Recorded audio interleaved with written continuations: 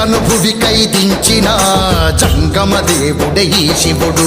పార్వతే తన ప్రాణమై సగ శరీరమిచ్చెను ఈ శివుడు.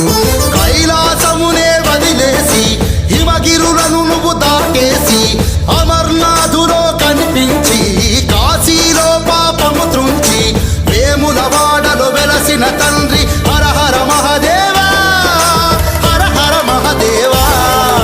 గంగను భువికై దించిన జంగమ దేవుడే ఈ శివుడు.